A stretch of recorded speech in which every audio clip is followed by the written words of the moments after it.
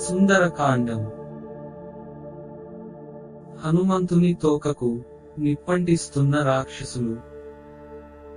హనుమంతుడు దేవతలకు మ్రొక్కి మహేంద్రగిరిపై నుండి లంఘించి రామబాణములా లంకలో వ్రాలాడు.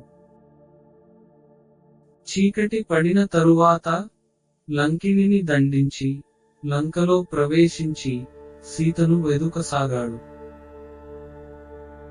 రామలక్ష్మణులకు, జానకికి, రుద్రునకు, ఇంద్రునకు, యమునకు, వాయువునకు, సూర్య చంద్రులకు, మరుద్గణములకు, బ్రహ్మకు, అగ్నికి, సకల దేవతలకు నమస్కరించి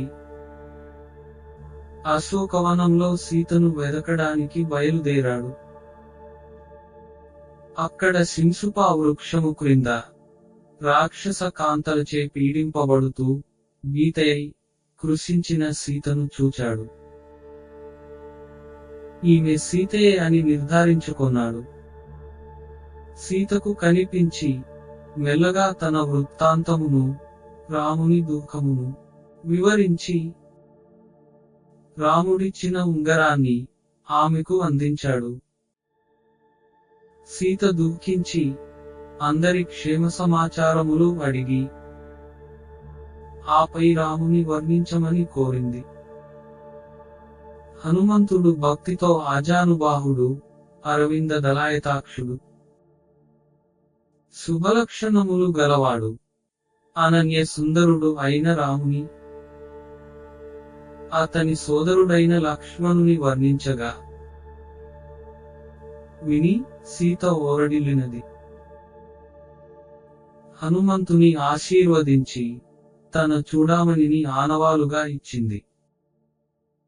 ఒక్క నెలలో రాముడు తనను కాపాడకున్నా తాను బ్రతుకనని చెప్పినది. ఇక హనుమంతుడు ఉగ్రాకారుడై వనమును అడ్డు వచ్చిన వేలాది రాక్షసులను, రావణుడు పంపిన మహావీరులను హతము చేసి చివరకు ఇంద్రజిత్తు వేసిన బ్రహ్మాస్త్రానికి వివసుడైనట్లు నటించి రావణుని వద్దకు వెళ్ళాడు.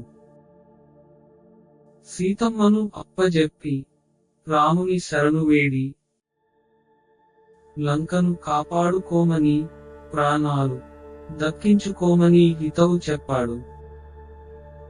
రావణుడు ఉగ్రుడై హనుమంతుని తోకకు నిప్పు పెట్టమని ఆదేశించాడు. కాలిన తోకతో హనుమంతుడు లంకను దహించి మరొక్కమారు సీతను దర్శించి మరల వెనుకకు ప్రయాణమై మహేంద్రగిరిపై వ్రాలాడు. చూచాను సీతను అని జరిగిన సంగతులన్నీ సహచరులకు వివరించాడు. ఆపై అంతా కలిసి సుగ్రీవుడు, రామలక్ష్మణులు ఉన్న చోటకు వచ్చి సీత జాడను, ఆమె సందేశమును వివరించారు. ఆపై చేయవలసినది ఆలోచించమని కోరారు.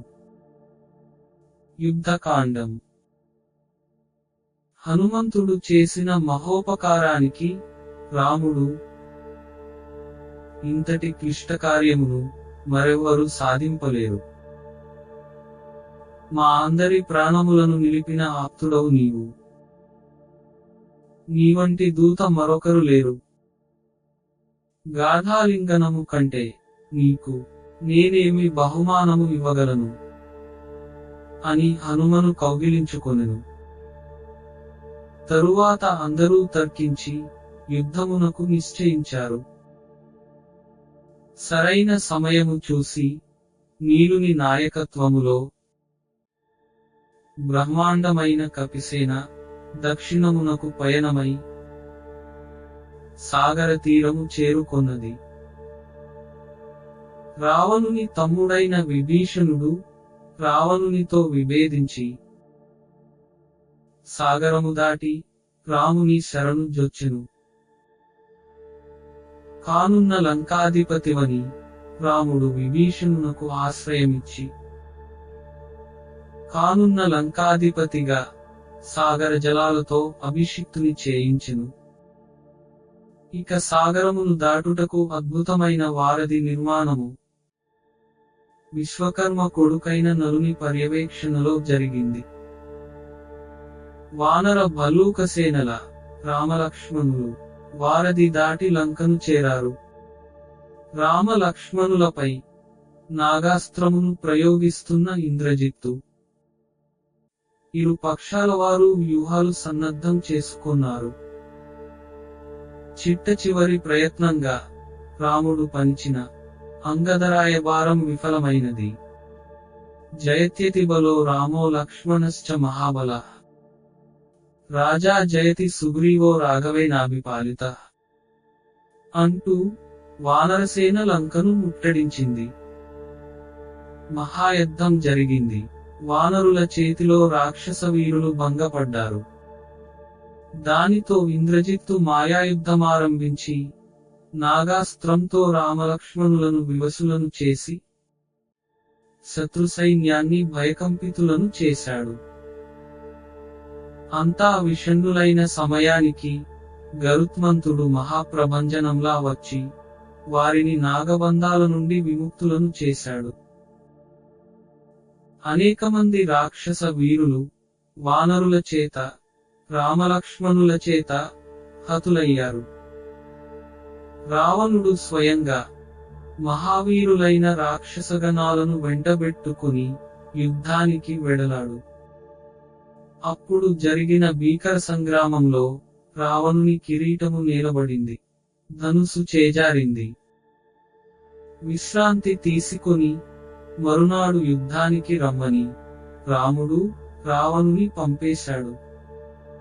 అవమాన భారంతో కృంగిన రావణుడు తన సోదరుడైన కుంభకర్ణుని నిదురలేపి యుద్ధానికి పంపాడు.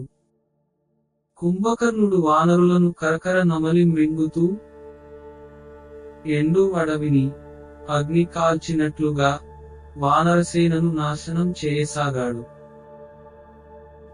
లక్ష్మణుని బాణాలు కుంభకర్ణుని నిలువరించాయి.